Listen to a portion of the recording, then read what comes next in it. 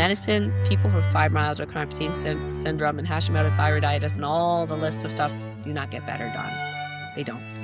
And that's really sad. But I healed, within 2 years because I kept doing everything not in medicine. Because I was like, medicine, I tried medications, I tried these things, didn't work. Oh, wow. This is what my patients feel like.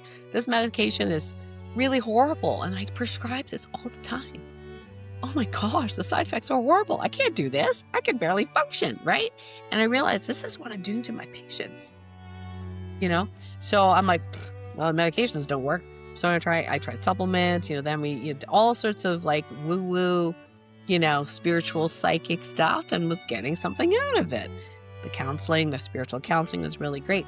So I crawled out of that space, and the more I trusted myself, the more I leaned on my own guidance and not listened to the outside world, what they thought I should do, the healthier I got, and it became very, very fast. Hello, my dear friends. I'm Donald Lee, and this is Expressing and Revealing Your Truth with Donald Lee. It's a podcast in which I help you understand the truth about who you really are and how you can express and reveal that truth in the world. To do that, I interview people who have had transformational spiritual experiences, the type of experiences that many of us wish we had but never do. Yet by learning from my guests' experiences and the wisdom they have gained from those experiences, all of us can glimpse a bigger vision of who we really are and how we can live our lives more fully, more peacefully, more lovingly. Be sure to download my free mini ebook containing 5 of the 50 parables from my popular book, The Band Director's Lessons About Life. These little parables are short, easy to read, inspiring, and also help you to understand more about who you really are. There's a link in the show notes to get your free ebook. In this episode, I interviewed Dr. Karen Kan. Dr. Kan is a medical doctor whose life and medical practice gradually collapsed under intense strain in her personal and professional life. Like so many of us, she had to reach rock bottom before she realized that she had to make some fundamental changes. In her case, it was when she realized she started to seriously consider suicide. This jolted her into realizing that her choice was between death or change, and that gave her the strength to change. She gradually shifted into practicing various forms of alternative medicine, ending her marriage, and learning a whole new modality for healing the whole person, body, mind, and soul, not just prescribing pharmaceutical drugs that didn't work. Dr. Kan developed what she calls the Tolpakan healing method. She is also a best-selling author. Karen has also given each of you a package of free gifts. There is a link in the show notes to access these. I'm sure you'll enjoy this fascinating conversation with Dr. Karen Kan.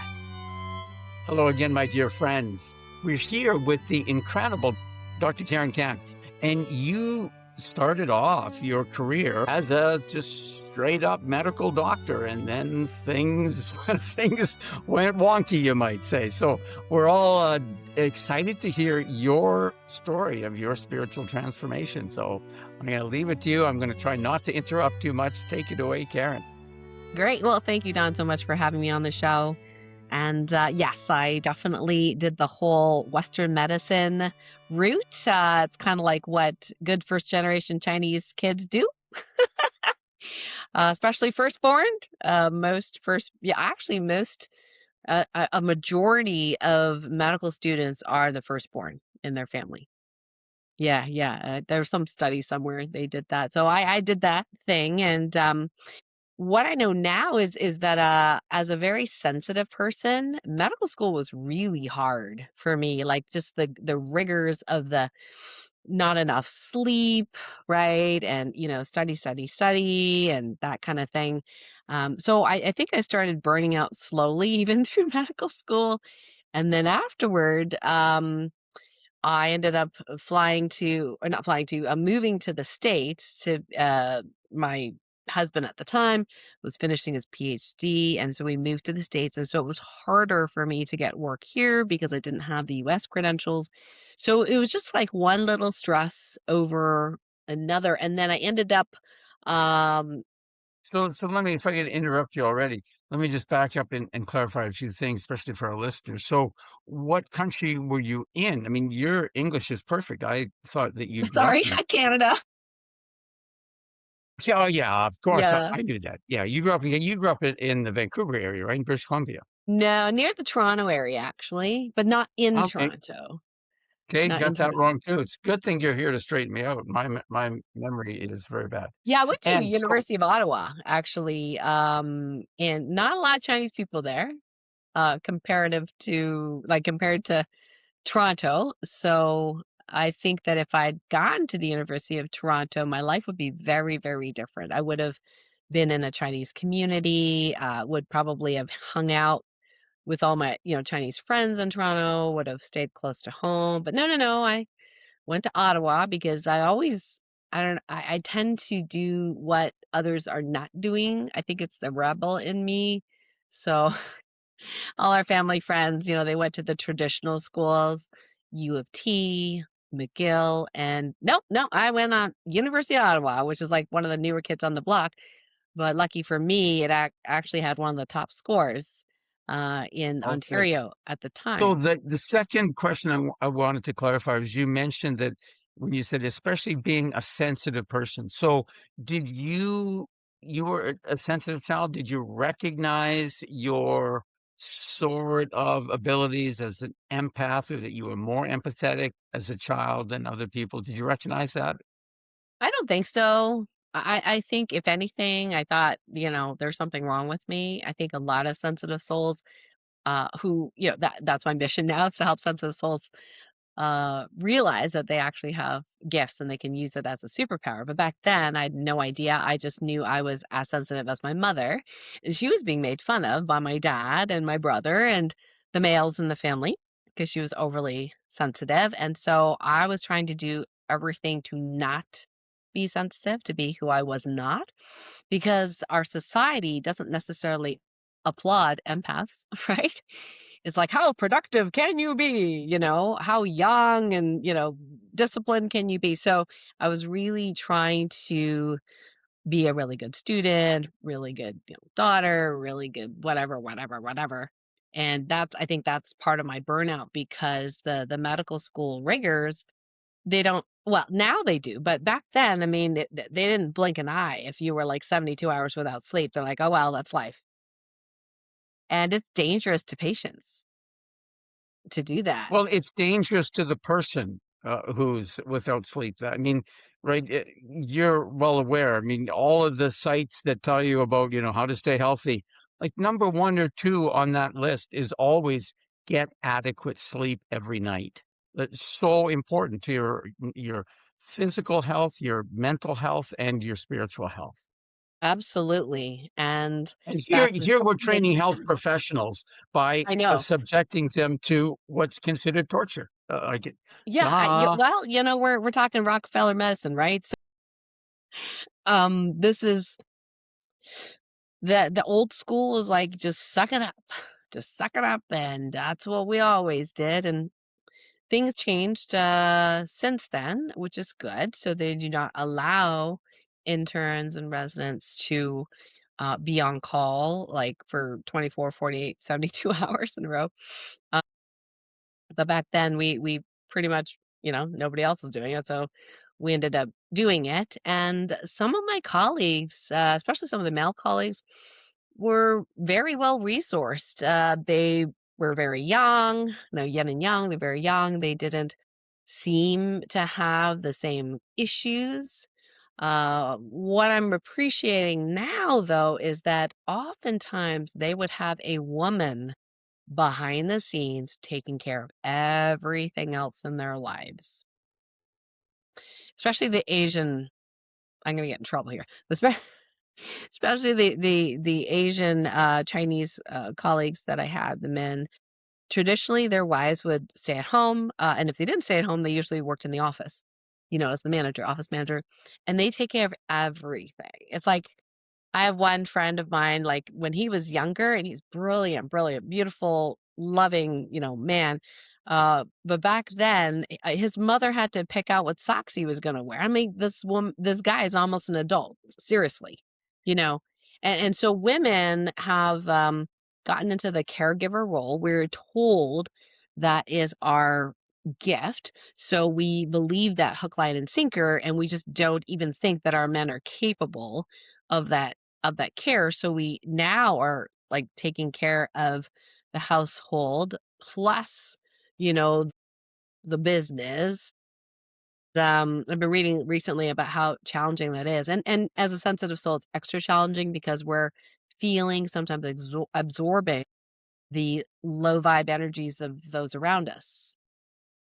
And I'm not saying that the guys had necessarily, a healthier attitude because there were many a surgeon who I met who would throw things across the room, scalpels and all. I'm like, seriously, wow, okay. And the nurses would just have to put up with it. Like they never said, Dr. So and so, this is not appropriate. You need to leave the OR. I mean, that's what they're probably saying now. But back then, I mean, they would just tolerate it, like really bad behavior from the surgeons. And then the surgical residents who were men learned to behave badly as well. So they were tired. They were tired. They were overworked, right? But us women tend to keep it in. We were not allowed to complain. Be nice. Don't be bitchy, and Yeah. and that grates over time, and that causes us to lose energy and to get burned out. So as a sensitive and a woman, I ended up burning out a lot younger than my mom did. She burnt out in her 40s. I burnt out in my 30s. You went through the medical thing and you started to practice as a medical doctor?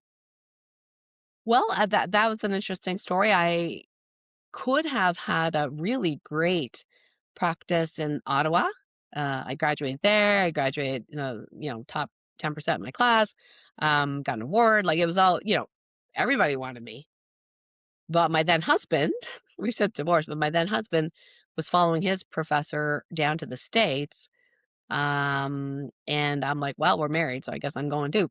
And I came to the States, a small town where at the time I had to get like um it's a type of visa in New York to be able to work, and so the only work was at severely underserved rural areas, big long drive, and I barely got that job. Like they were like, "Who are you?" You know what I mean?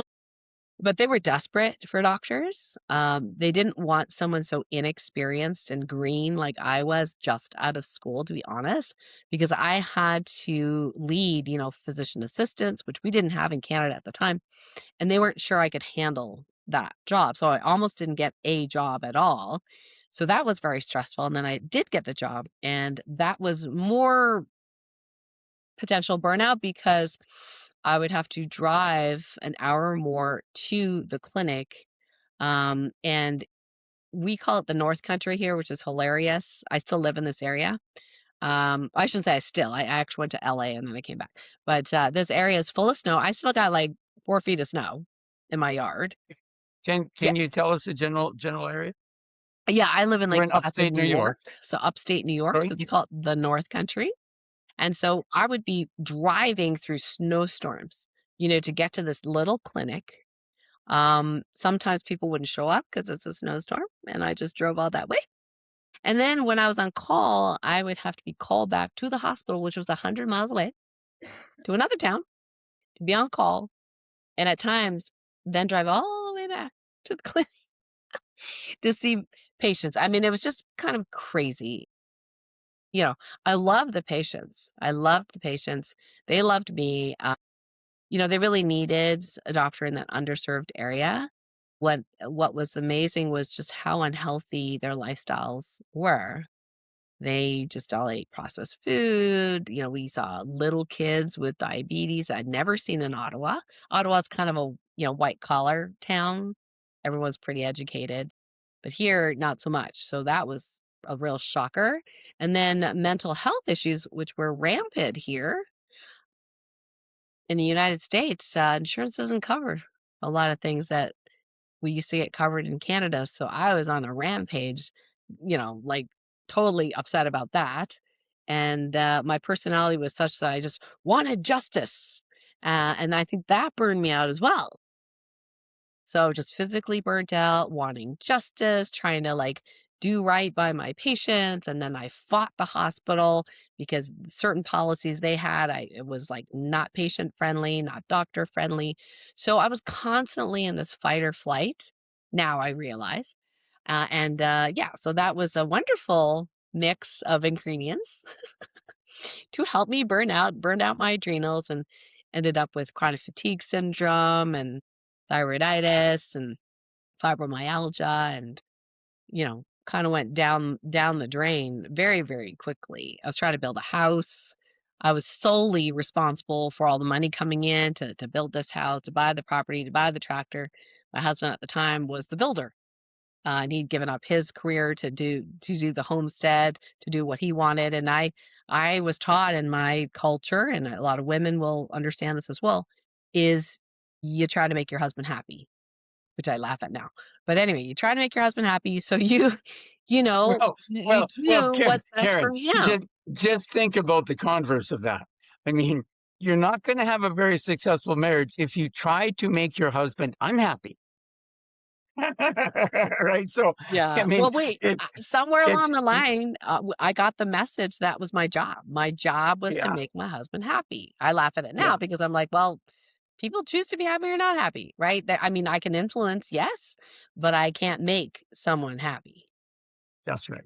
Yeah. That's right. And so that was a really tough lesson for me. I had to get so sick, like it's sort of like the universe was helping me out. I call it, Don, I call it the angelic 2x4. So it's like the Yeah, angels are that's nice. I knocking. like that. That's They're good. like, hey, you're off track. We'll give you some signs, right? And I'm going like 1,000 miles an hour. So don't see the signs. The angels talk among themselves and go, okay, she's not seeing the sign. Okay, we're going to give her a bigger sign. So we're knocking a little louder. Okay. Hello, hello, hello, hello, McFly. You're out of alignment, right? Not listening. Going too That's fast. so true, but that's Yeah, true of all of us, so many of us, right? I mean, absolutely. even when we're asking for divine guidance, I've spent decades and decades of my life constantly praying, God, but I was asking for the angelic 2x4 because I knew I was thick-skulled. You know, I said, I God, please guide me. But man, I'm not didn't getting your even know to do emails. that. Like, you got to I make it wasn't not obvious even to me. there. I mean, prayer, So, so God I made it went to, obvious to me. yeah, university, like my then husband thought he cured me of my religiosity. So I was very religious, and then he told me all the things the Catholics did that were violent, and I got so turned off and disgusted because I knew none of that. They didn't teach that in Sunday school, of course. That I just went atheist like him. So I didn't reconnect to spirit, if you will. Did not even pray like you were talking about, praying for guidance. Didn't even know what that was. I was atheist, and it wasn't until I was sick and desperate and suicidal that I thought, okay, there must be another way, or maybe I should just kill myself because I could figure out how to do that without anybody detecting it, and my husband would get the insurance policy. That's what I was thinking. Yeah. So I was pretty, sad and upset and disappointed and resentful and angry, and of course pretending not to be. And that was the angelic 2x4. I was like, okay, we're gonna have to slow this woman down. She's not listening. So I got the illness, and I had to slow down. I was sleeping 14 hours a day and waking up exhausted, dragging my butt to this rural underserved clinic, putting a smile on my face, trying to help these literally poor, impoverished, unhealthy people, driving back in the car, an hour or more in the snowstorm, to then just collapse on the couch and sleep. And my then husband didn't know what to do with me. Like I thought, oh, well, yeah. I was so sick, and then realized one day while I was researching something on the computer, computers were still fairly new in the household at that point. Um, the internet was new, sorry. Then was researching fibromyalgia. And then I was like, wait a second. I have everything on this list. Oh, shoot. My mom had fibromyalgia, now I have it. I thought I was better than her. I thought I was more knowledgeable than my mom. I thought, I was much more disciplined and focused than my mom, and I realized I just became my mom. I just got sick, sick, sick, and I said, Dawn, I said, this is what my patients go through, and I had no idea. I really felt compassion then because on some level, I still feel that they didn't try hard enough. They didn't, do their diet as much. They didn't, they take care of all these things. And here I am, super disciplined, right? You got to be like me and eat right and exercise. And I couldn't do any of that. I was exhausted. I was out. And I was like, this is what they're going through, Garrett. You have no idea. No, you do. So it was such a gift to Yeah. really sit in that compassion and realize that I judged my patients, even though I was the most popular doctor. I was super nice and super compassionate and spent a lot of time with them. The hospital couldn't stand it because I would only see 15 people a day, and Doctor So and So could see 60. So they were like, "We're gonna have to cut your salary by 60% because you just don't see enough patients per day." I'm like, "But they need the coaching, they need the counseling." And so I fight, fight, fight. It was that fight energy with the staff, not the staff, but the hospital administrators. And yeah, I couldn't do anything. And I tried to hide it from the actual staff of the hospital until the medical director said, you're really not as productive as we'd like you to be. And I burst into tears, and he was like, "Oh, I'm sorry, like, what happened?" So I told him the truth. All the nurses were like, "We knew something was wrong, but he didn't say anything, but we didn't know what was wrong." And I'm like, "Wow, that hiding part doesn't work, apparently. People can feel it." They knew I was being phony, and I thought I was putting on a good show, Don. I really Yeah. thought I was, showing my best self. Nope, nope, it was all a lie. A complete lie, and I had to tell them the truth. And after that was really cool, and this is like a takeaway for everyone here, is they said, "How can I help you? You don't wanna talk to that drug rep? They're gone. You don't have to go to this meeting. They're gone.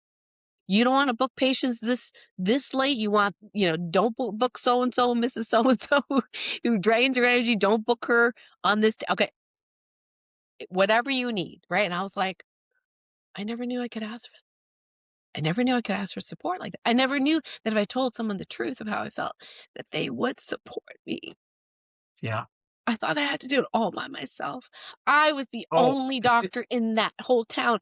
Everyone depended on me. The nurses depended on me. Everyone. I was the rescuer. Not a great yeah. place to be, by the way.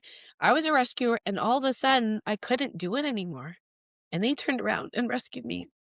So it Yeah. was really beautiful. And that story is so typical of all of us, isn't it? Mm, We we we put off and we think we can never ask other people for help.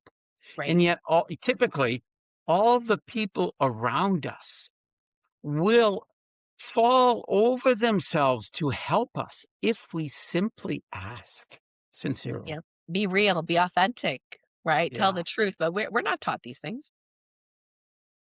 Productivity, like fake it till you make it, like all these slogans we learned growing up, and certainly in medical school, if you showed your vulnerability, like me, like I'm like a big crier on podcasts apparently.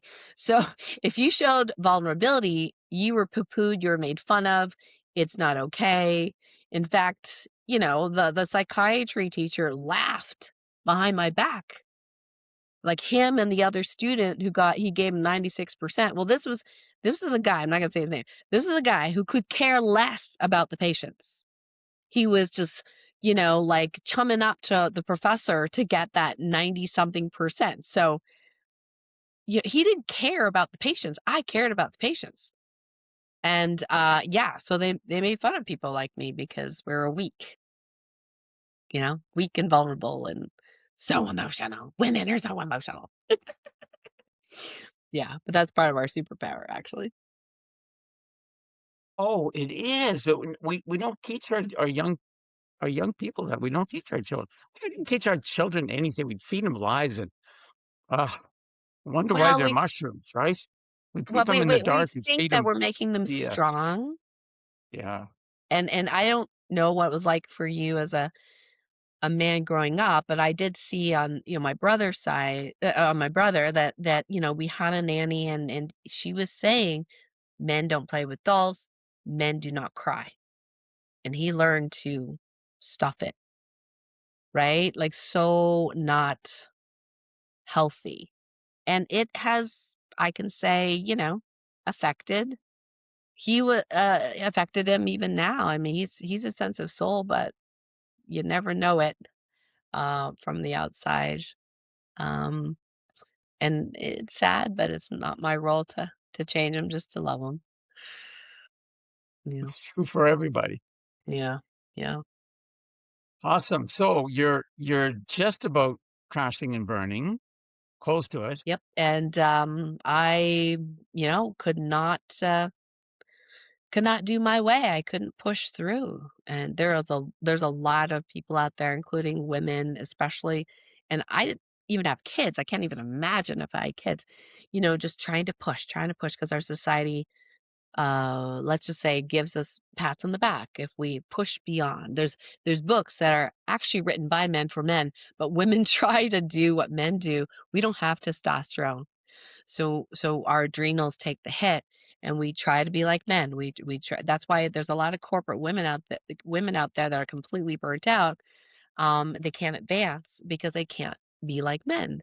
And but we take the what's called the I just heard this from a book I'm reading, the emotional labor of the family. We hold most of that. So, yeah, anything going on with the family, who needs care, who has a doctor's appointment, all that kind of stuff, whose birthday's coming up, a lot of emotional labor.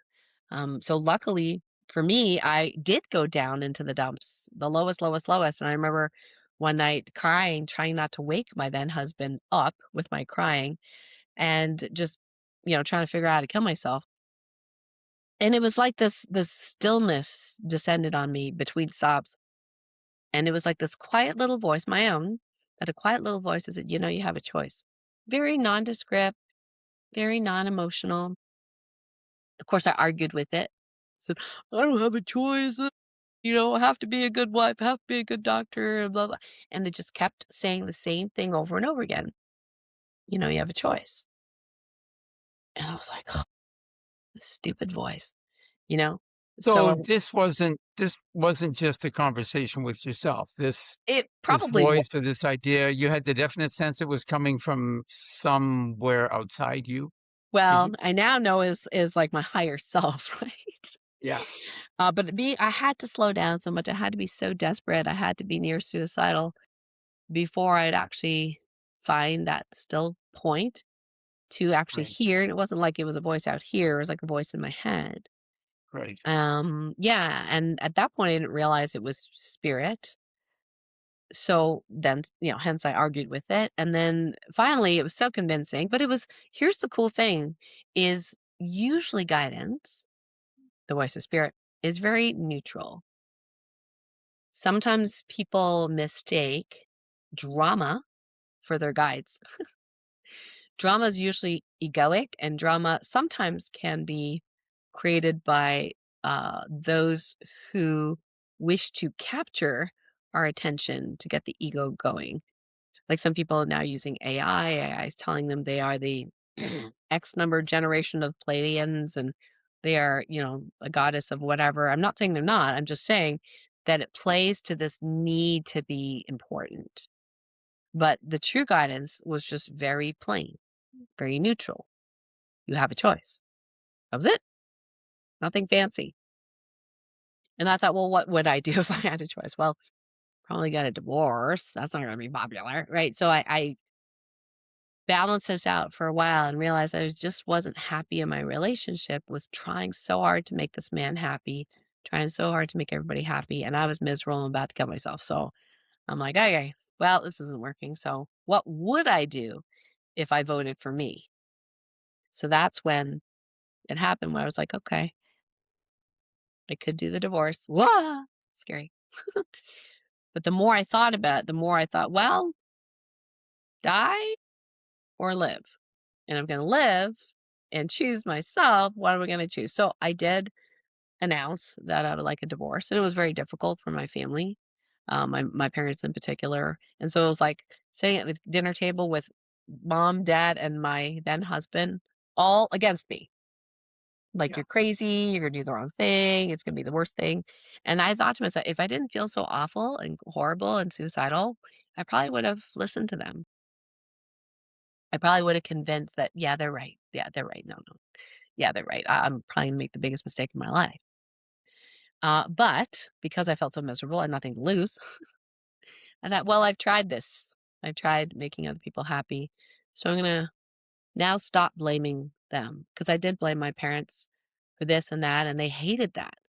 Right? It was like no one's responsible for their own stuff, and I said to my mom, I said, "Look, I might do the wrong thing. I might totally crash and burn, and you're not gonna be responsible for it. I'm gonna stop blaming you and dad for everything that I thought you did wrong, and growing up, and you did your best. And you know what? From now on, I'm following my own thoughts and guidance, and if I screw up and mess up, only me to blame." And she thought about it, like, "Okay, so I'm not gonna be blamed anymore." That's attractive. And that's where we are today. It's sort of like, yeah, there are some decisions that they don't like that I made, but I'm like, remember, said, if this messes up, it's on me, not on you. I'm done blaming parents or anyone else for my situation. Because if everyone's trying to do what's best for somebody else, no one's actually taking care of themselves. It just dawned on me like, duh, right? So I had to figure out how to make myself happy, and that meant, in this case, getting a divorce and really step by step, just following what's next, ended up attracting, books to read, conferences to go to, retreats to go to, a spiritual healer landed in town, started learning Reiki, and she's a really, really wonderful counselor and really helped me see other sides. I was really humble at that point, to be open to learning, and slowly but surely, well, it seems slow. It's actually really fast compared to most medical people because in medicine, people with fibromyalgia, chronic fatigue syndrome, and Hashimoto thyroiditis, and all the list of stuff do not get better, Don. They don't, Yeah. and that's really sad. But I healed, within 2 years because I kept doing everything not in medicine. Because I was like, medicine, I tried medications, I tried these things, didn't work. Oh, wow, this is what my patients feel like. This medication is really horrible, and I prescribe this all the time. Oh my gosh, the side effects are horrible. I can't do this. I can barely function, right? And I realized this is what I'm doing to my patients. You know? So I'm like, well, medications don't work. So I tried supplements, then all sorts of like woo woo, spiritual psychic stuff and was getting something out of it. The counseling, the spiritual counseling was really great. So I crawled out of that space, and the more I trusted myself, the more I leaned on my own guidance and not listened to the outside world what they thought I should do, the healthier I got. And it became very, very fast. The right tools, the right teachers, the right books, everything just fell into my lap because I was just so vulnerable and open that I was going to try these different things. And as I tried them, I started incorporating this works, this works, this works. And then I started sharing with my patients and they started getting empowered. I was sick and tired of writing 15 prescriptions per person. I mean, this is ridiculous. They never felt good. Medications that aren't healing. No, I mean, that's what we were taught. This is the science, so-called science. Yeah. This cholesterol medication is supposed to help with lowering cholesterol. Okay.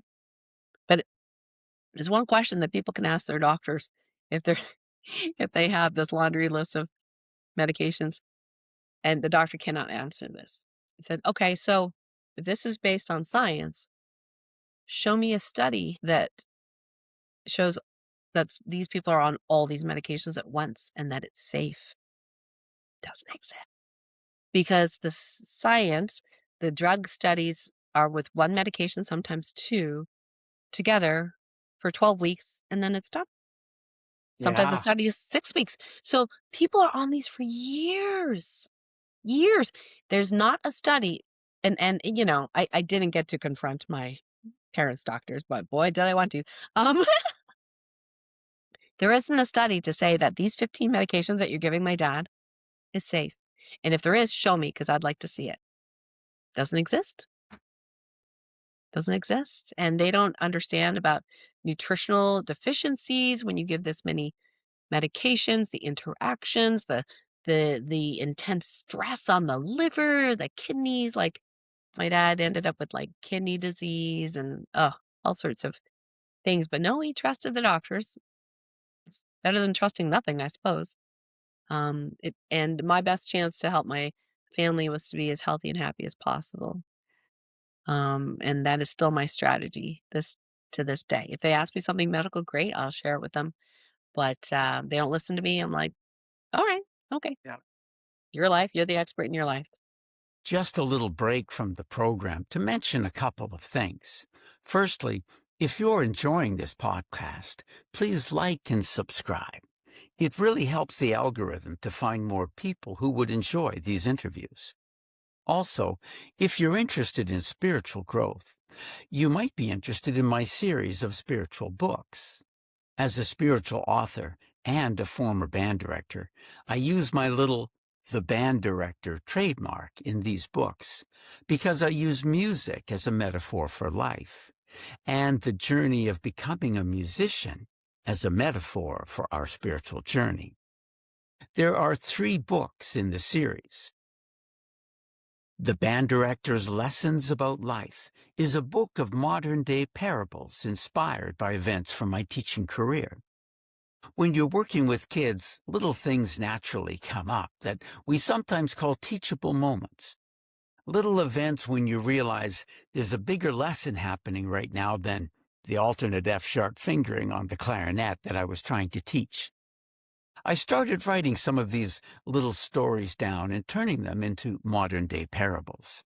So, the Band Director's Lessons About Life has 50 little parables. It's a bit like a Chicken Soup for the Soul book. Each parable is about 3 pages long. Each begins with a story that happened in school, and then there's a reflection section that draws a spiritual lesson out of the events of the story. That is, it explains the spiritual metaphor. The Band Director's Lessons About Life is easy to read, makes a great gift, and expresses many universal spiritual principles in an easy-to-understand way. If you want to go deeper in your spiritual growth, I've also published a study guide to accompany the Book of Parables. It turns the Band Director's Lessons About Life into a year-long course in spiritual development. You will spend a week on each of the 50 parables.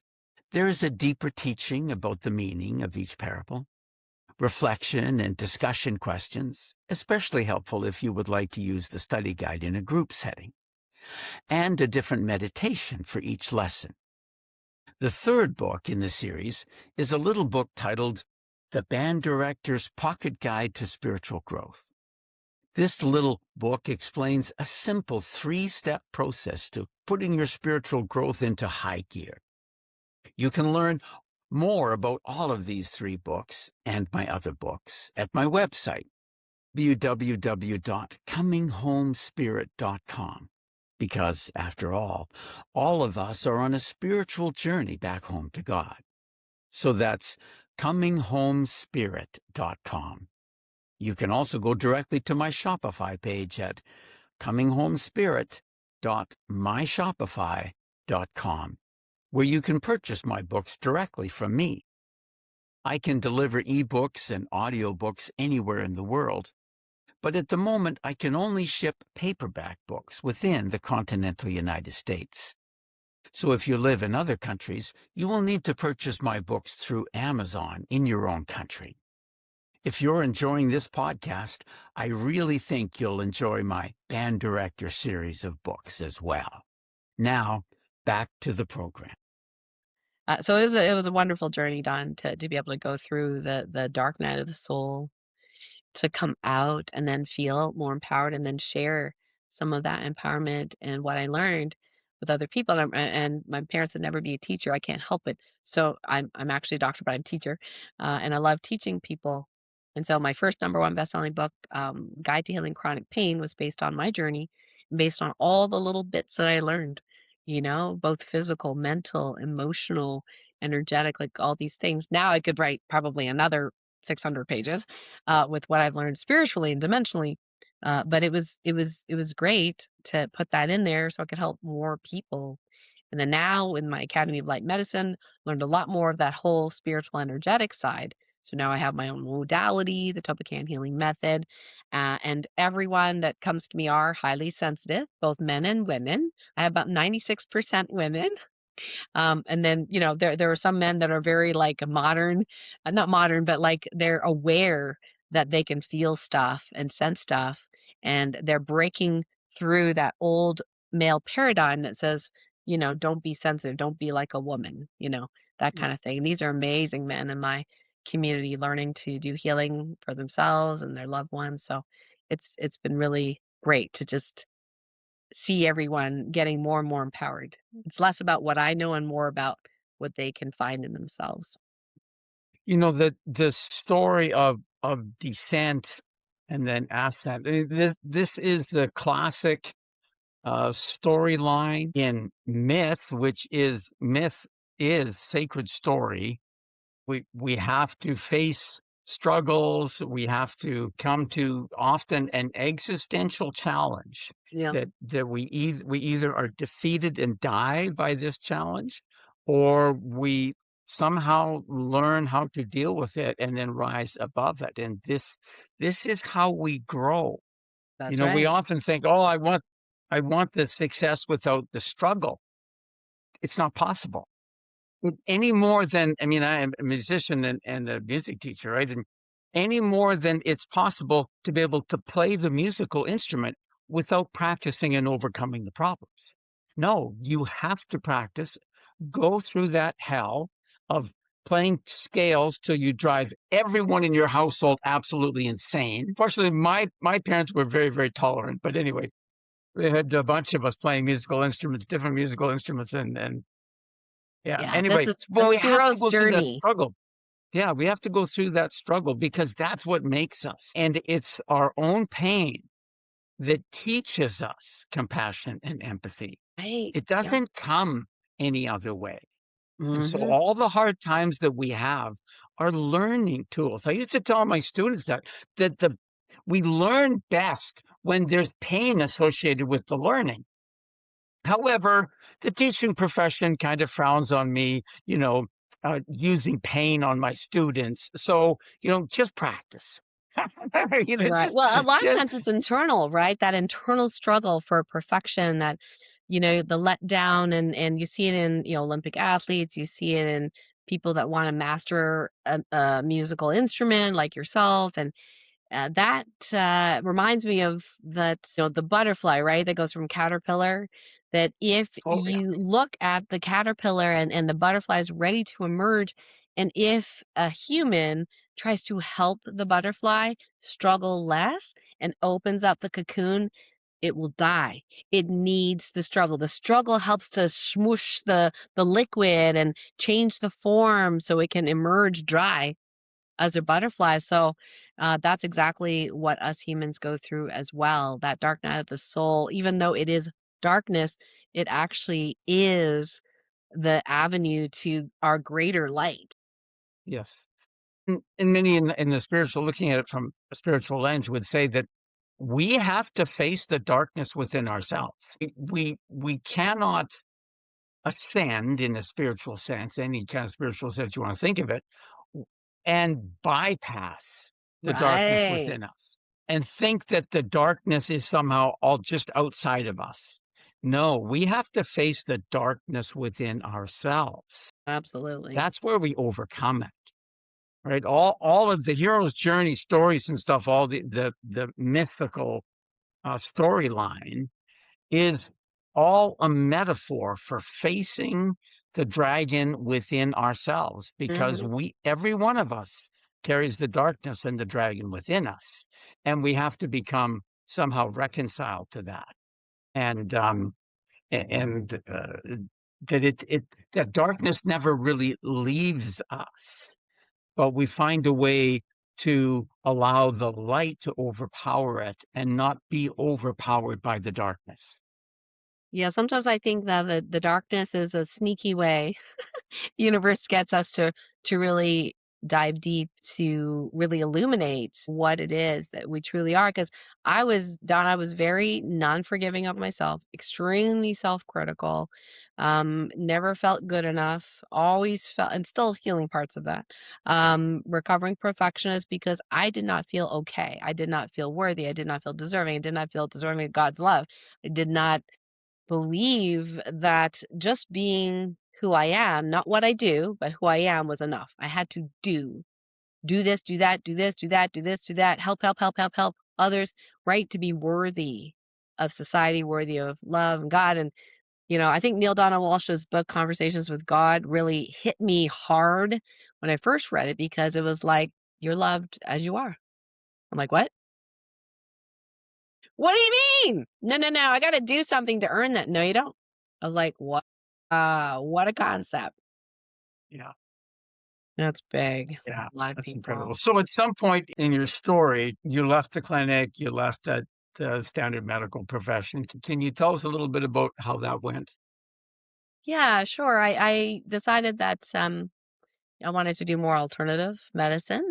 It was something I always wanted to do, learn acupuncture. I'm Chinese, I saw it growing up and I got really great results in medical school when I dabbled in it, and then I moved to the States from Canada, so I didn't get to do it for a while. But then I ended up moving with my then husband this was before I got sick. I went to LA, ended up at UCLA as a assistant professor. And I, at that point, thought this was the epitome of health. I was skating, I was slim, I was a professor. I'm so great. But then it was when my husband decided he didn't like the city life. He's from a small town. So we moved back to Lake Placid and tried to build a house. And we did the build a house, lose a spouse thing. So that's when I kind of went down because now I was the sole income earner and I just put so much stress on myself.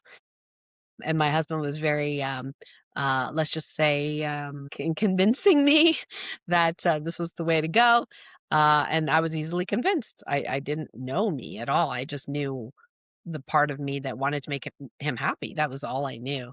So that was really cool to see it later because when I decided to come clean with the clinic. I can't see more patients. I just can't.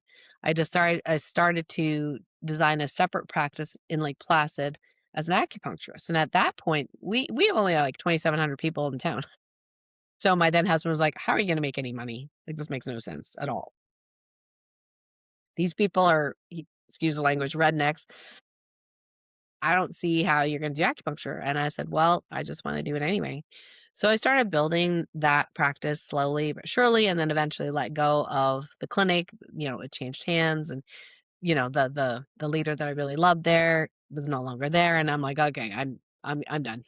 I had to vote for myself, and so I developed this acupuncture clinic. Really didn't know how to do the business part. I really sucked at that.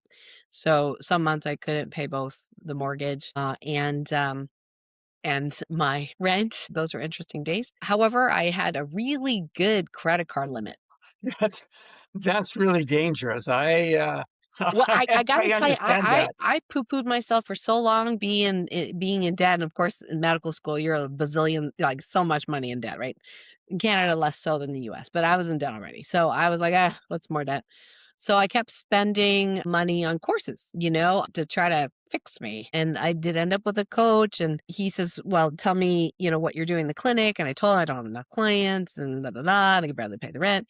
And he said, "Okay, well, tell me your typical day." So I did.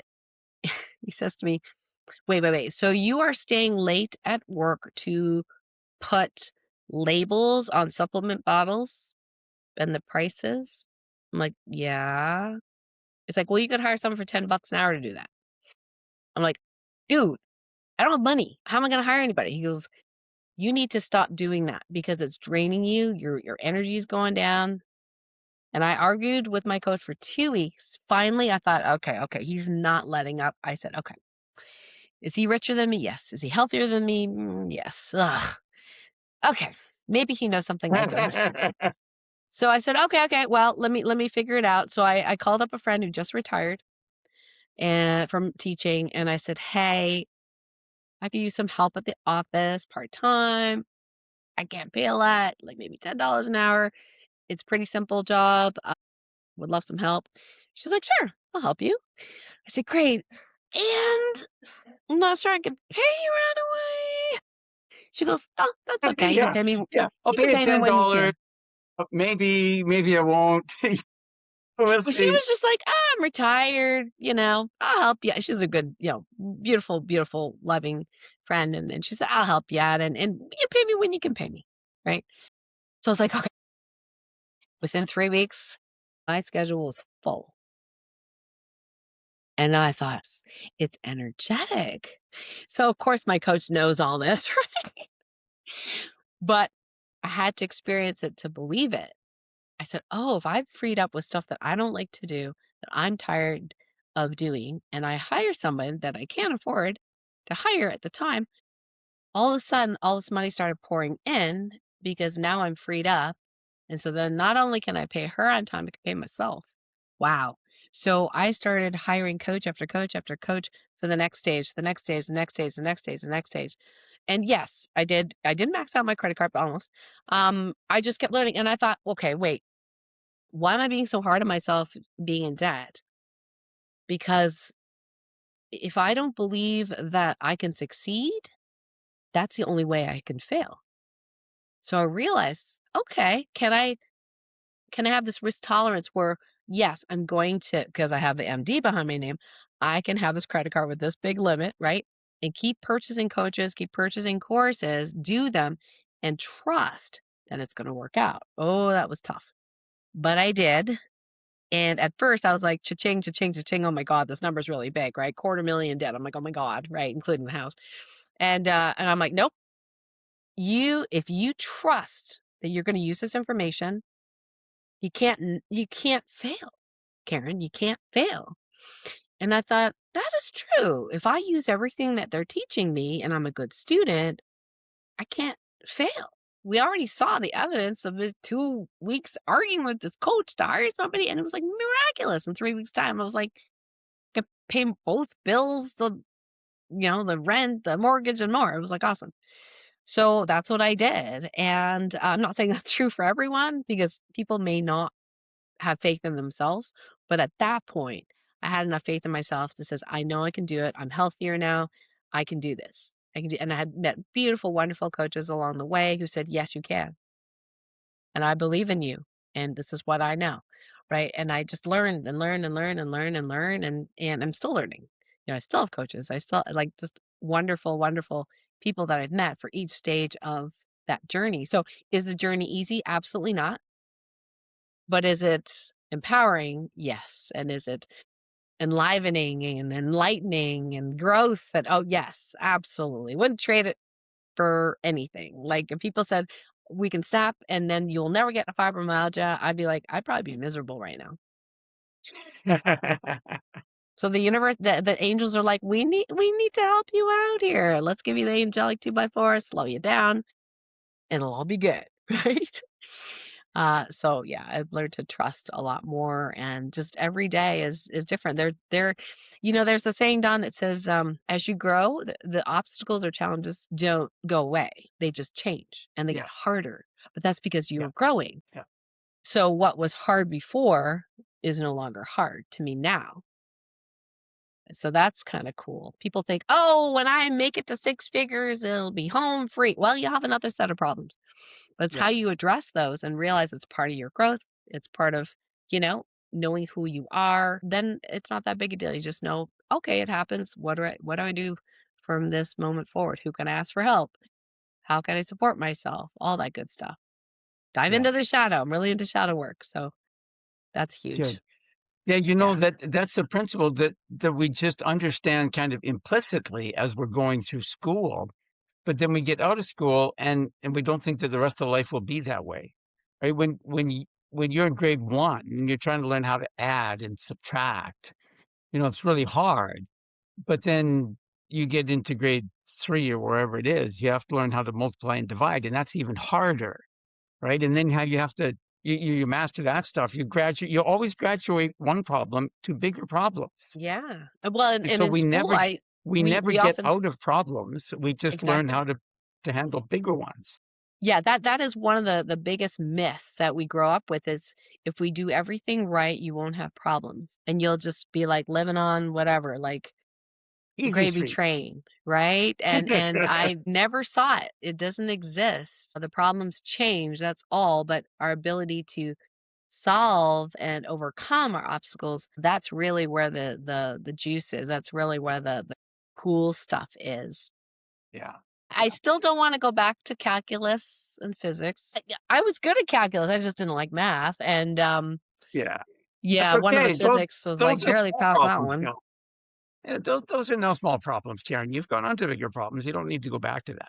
No, that's right. I So, do and empathize, though, with the young people who are struggling with, high level physics because I can't help them because I don't remember anything. yeah, yeah. But yeah, just like sometimes older people will look at the teenage years and goes, "Oh, pff, you think that's a problem? Wait till you get to an adult." No, no, no. We need to remember that at that stage that was a problem. Like that boy not liking me, or now there's like cyberbullying. I mean, they got to deal with new stuff here.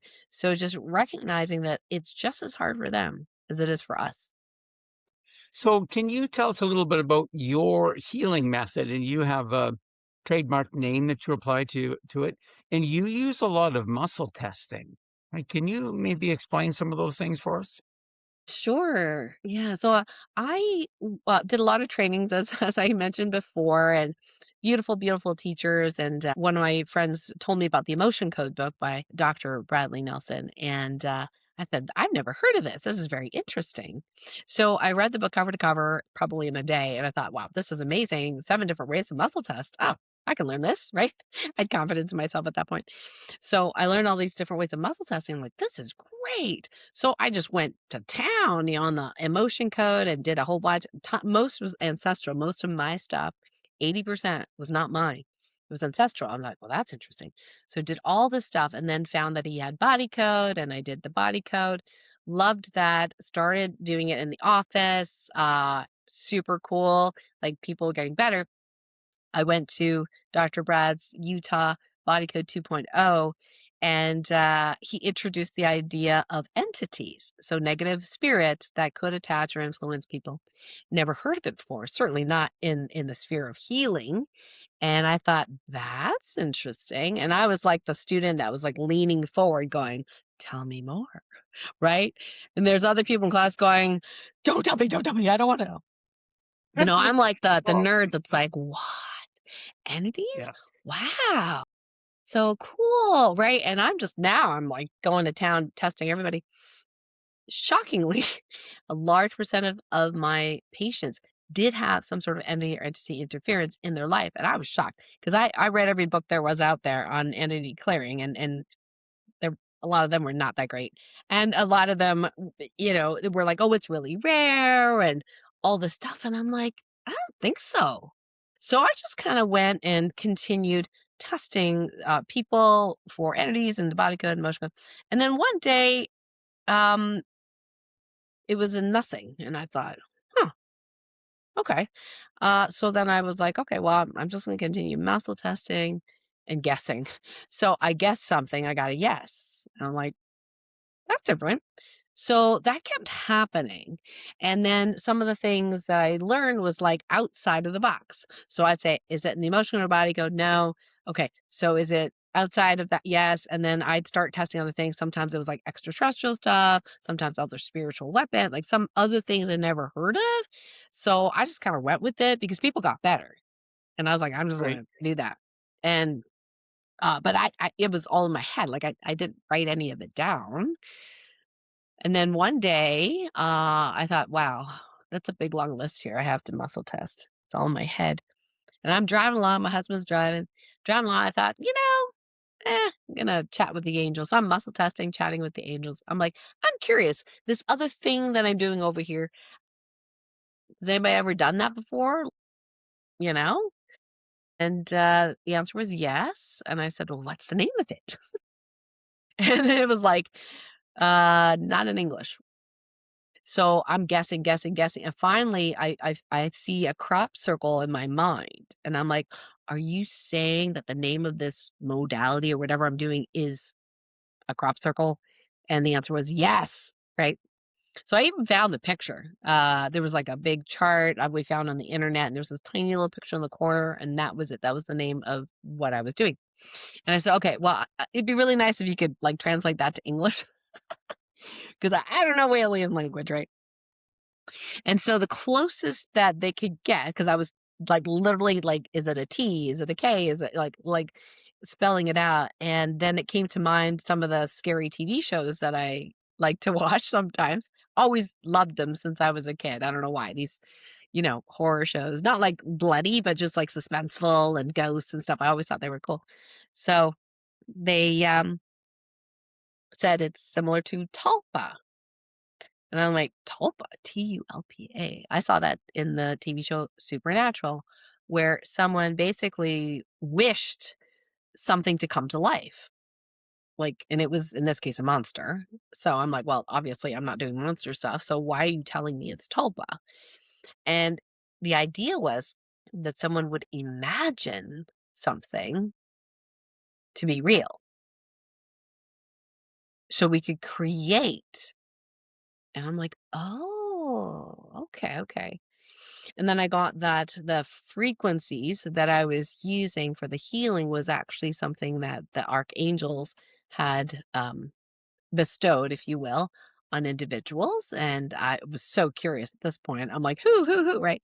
So apparently, Archangel Raphael bestowed all these different archangel frequencies to 8 original humans. One was Jesus, which was fascinating. The other was the other version of me, my past life person who was a Lemurian healer person. And so, I still had it coming through now. I never really finished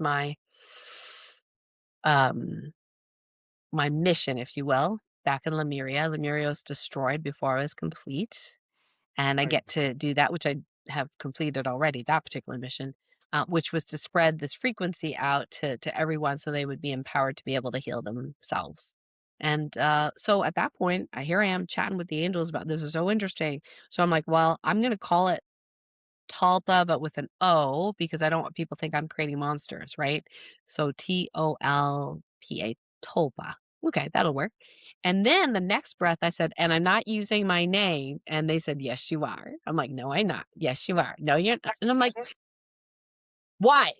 Why? Because I had a judgment. The judgment was all these people were putting their names and the modality, and I just thought that was like really egotistical. So the angels are all like, it's because you have a judgment, which is why we're insisting that you put your name in it. And I'm like, oh, good point. Judgment is not necessarily a good thing. So I'm like, okay, okay. So that's how it became Tolpa Can. So my last name is in it. I'm like, okay, are you happy with that? They're like, let's go. And then I said, okay, well, yeah, but wait, I don't really want to make a modality. There's a ton of amazing modalities out there. There's Psyche, there's body code, emotion code, like with, all these different modalities. I'm like, why make another modality? It's superfluous. So again, arguing with the angels in this case. And they said, because, and then I felt it in the body, is you'll teach it one way that someone can understand, and maybe somebody else will teach it a different way that they can understand, right? Said, okay, I get it. Okay, all right, that's a reason. Maybe I can help someone that somebody else can, and vice versa. And the other reason I could not argue, the other reason was because it's part of your soul expression in this timeline. I'm like, oh, that's right, soul expression. Okay, well, I guess I can argue that. Yeah. Oh, yeah. That's what we're here for. You slipped my mind. Yeah. Yeah, I was like, okay, all right, we're doing it, right? So I had to dump everything in here onto paper and create a system and try to simplify it. And I'm as a teacher that's what's really fun. So we teach people this 3-step process where they can align with source. I call it the 0 point field, the singularity, where we just use the feeling in our bodies as the doorway through stillness. I used to not understand stillness because my mind is like like constantly working. But if I'm focused Everybody's. on the body, we're there. We're in the quantum. So we align with source. I call it source field, source. And then we use the divine muscle testing and we ask quality questions. So I ask questions very different from a lot of other teachers. Giving examples. So I'm with this is many years ago because I am certified in body code and emotion code. So Dr. Brad, I said, Dr. Brad, I said, okay. You know how you say, is the liver happy or not? You get a yes or no. He goes, yeah. I said, do you ever do percentages? He goes, I never thought of that. I said, yeah, check it out. Because I can get the liver's happy, yes. But when I muscle test, it's only 71% happy. So I got known for doing percentage. And so that's the medical school mind helps me as well because I have that logic brain, right, that was trained through med school. So I can ask quality questions. Like some people will say, well, I muscle tested that bread is fine for me, that I can eat bread, right? And here I am thinking, well, you want to lose weight and are you doing organic? So I said, okay, what kind of bread? And they're like, well, oh, I didn't ask that. I said, okay, well, is it sourdough? Is it organic? Oh, I didn't ask that. Well, how many slices per week is safe and for your highest and greatest good? I said, well, I didn't ask that. I just got a yes. I said, okay, well, and you have a goal of losing 20 pounds. So how many slices of, we'll just assume organic sourdough bread, okay, like good stuff. How many slices would be in alignment with your goal of losing weight, right? And they're like, I didn't ask that, right? So I said, may I test? Sure, please do. So I test. I said, oh, look at this. It says you can have half a slice of bread once a week and it will not mess up your weight. It's safe for you and it's not that it's highest for gays. It was just more like a yes, like, yeah, you can do that. And the person turns to me and goes, never mind. What am I gonna do with half a slice of bread? Right? So these That was my first thought. Why bother? Why bother?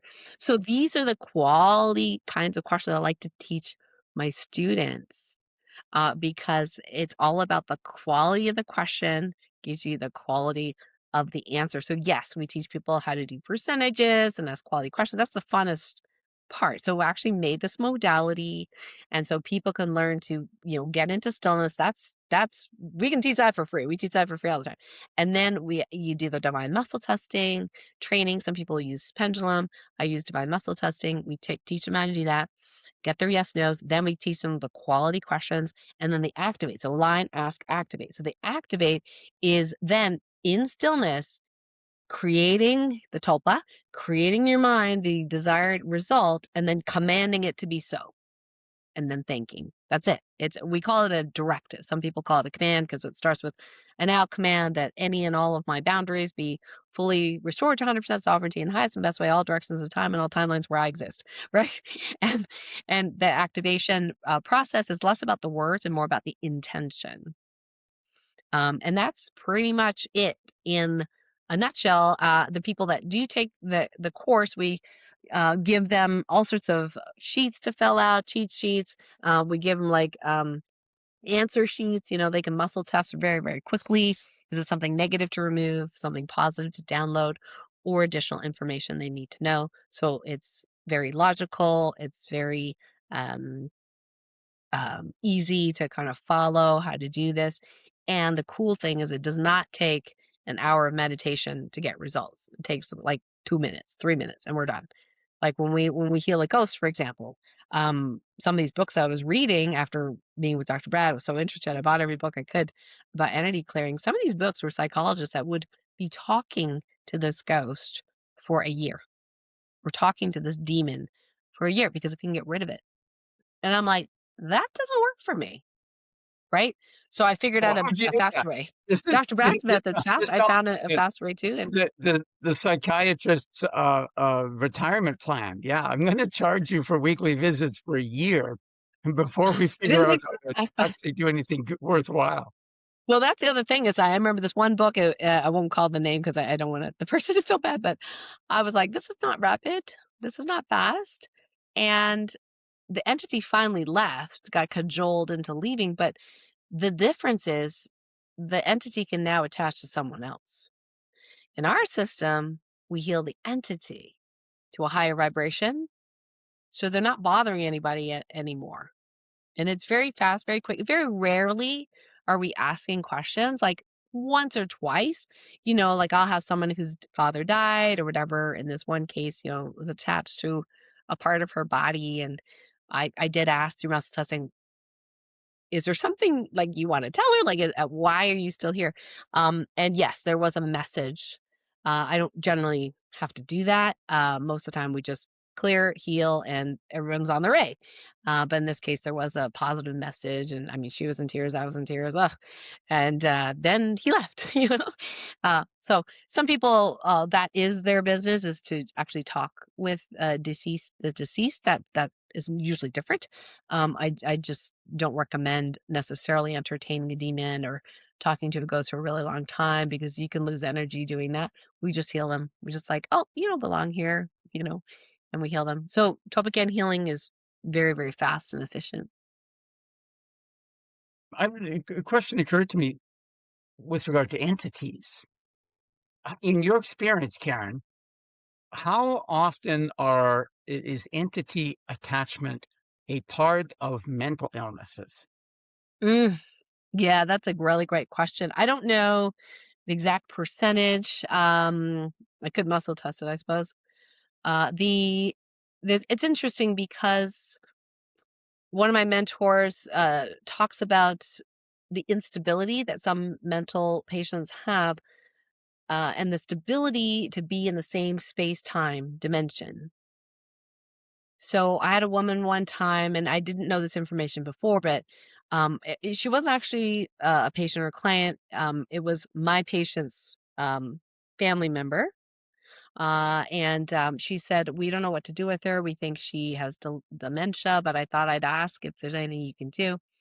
I said, well, what's going on? She said, well, it's really weird. Like she sees all sorts of beings that are not there at her house. But not only that, she sees four versions of her husband. And sees people dressed up in like Egyptian garb, and then she sees people that are dressed in like, Little House on the Prairie garb. Like this is very strange. So when I checked in, I thought, okay, this woman's mentally ill, right? But then I checked in and asked, is what she's seeing real? The answer was yes. I thought, oh, she's not hallucinating. So I wonder, like, what percentage of people that are hallucinating are just seeing other timelines, seeing other realities. And the more sensitive one is, and the less boundaried one is, because a lot of sensitive souls don't know about boundaries, it's possible that these other timelines can bleed into our reality. So I think it's probably quite common that this happens. Now, the mental illness book went from this thin, the DSM-R, to this thick, meaning that we've labeled a bunch of stuff as mental illness, where before they probably were just, labeled as discipline your child. Now we have oppositional defiant disorder. We have ADHD. We have, and then it's like, is ADHD a mental illness? Absolutely not. I mean, it is actually a form of a superpower. These kids and adults can sense energy 30 miles away. I mean, when they're in a classroom, of course they can't pay attention. They can feel the teacher next door getting soon to get a divorce. She's so depressed, right? They can feel the principal totally stressed because the superintendent's coming. They can feel the kid right here who's being abused at home. They can feel all that. And they come home and they're just wild. And we teach parents and grandparents like how to deal with that, like how to clear Yeah, their energy essentially field. sedate them with drugs, right? Yeah, I mean, they try to control them with drugs and to some degree, and these are like speed. For ADD, the drugs are like speed. So the adrenals. So it really amplifies the adrenal output of adrenaline, and it is temporarily helpful, symptom wise. But if somebody realizes that people with ADD are gifted that their brain waves are in theta. They're in dream zone while their eyes are open and awake. You can show them how to control that, like how to create their bubble of light, right? To protect themselves from other people's stuff, how to clean themselves of energy that is not theirs. And then if you insist on school, because I have things about school that I don't like, you can also play a beta wave, brainwave state so they can pay attention. So a lot of times it's not that there's something wrong with the person with mental illness, like in this case, ADHD, things like that. It's that they don't fit into society. We don't treat them, teach them. These kids should be running around outside. And I did have 2 children who were in their teen years, not doing well at school. Mom was like, "What do I do?" Right? And I said, "Well, let's change the diet and let's get rid of some heavy metals, get some, omega-3s." This is before I did all the spiritual woo-woo stuff. And she was a teacher, so she's like, "I don't want my kids on drugs." And I said, "These kids are gifted. They do not belong in this kind of school environment where they have to sit still and pay attention. This is not how their brain is wired. It's nothing to do with their intelligence." And she goes, "I believe you." So she did everything that she could. And not only did they make it through school, they both got high honors. Because she wouldn't let them eat the junk that society was telling them to eat. Like, no processed food. We're dumping that. Like everything I told her to do, she did. So not only did they graduate with honors, they're both working outdoors, exactly the kind of job that we would want them to do, and they love it. So that's how we should help people with mental illness. Now, of course, there are mental illnesses that have other, like schizophrenia, probably fractured their ability to stay in this time and space, right? I'd have to test each individual to see if that's really true for them. This woman that I talked about that could see all these timelines, I wish I knew what I knew now, because there was nothing to clear. It wasn't a ghost. She was seeing 4 versions of her husband because she was seeing 4 timelines simultaneously. All I could tell them was, she wasn't a client, but all I could tell them was, it's not a ghost. She's actually seeing what she's seeing. She somehow is so open that she can see all this. Now we know that we could ask about how stable is someone in space and time and see if we can turn off, it's not the right word, but let's say turn down their sensitivity to timelines that are not relevant to their lives so they can function more or less in society. And then some people have said, oh, someone who's, gay, are they entity possessed by someone, that's a different gender, or like if they're if they're like trans or whatever. There's no consistency on that. Okay. But there's a lot of fluidity, mind you, as well. Yeah. Okay. Karen, I'm sure you could talk all afternoon, but listeners have a somewhat more limited capacity to listen sometime. So we should wrap this up. How can people contact you? Because I'm sure people will be intrigued by the things that you've said. Yeah, well, I'd love to invite everyone to the Light Medicine community. It's very easy to find. Just go KarenCan.com/community.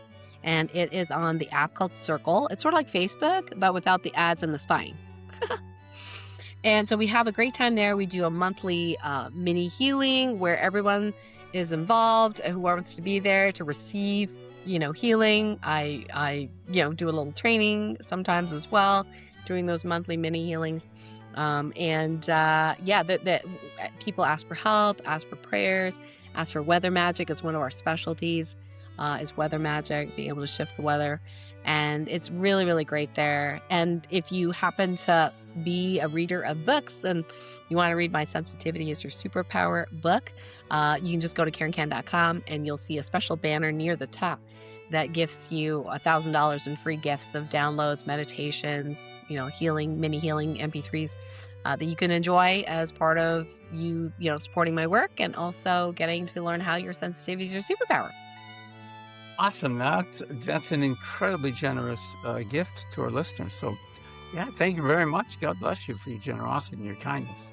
My pleasure. Thanks. Yeah, if you'll make sure that you send me whatever links you would like me to put in the show notes, I'll make sure they're in the show notes, Karen. Sounds good. Yeah, thanks, Don, for having me. It was a really fun chat. Oh, thank you so much for joining me. It's my pleasure to have you and to see you and talk with you again. God bless you, Karen, on your journey. You too. Much love.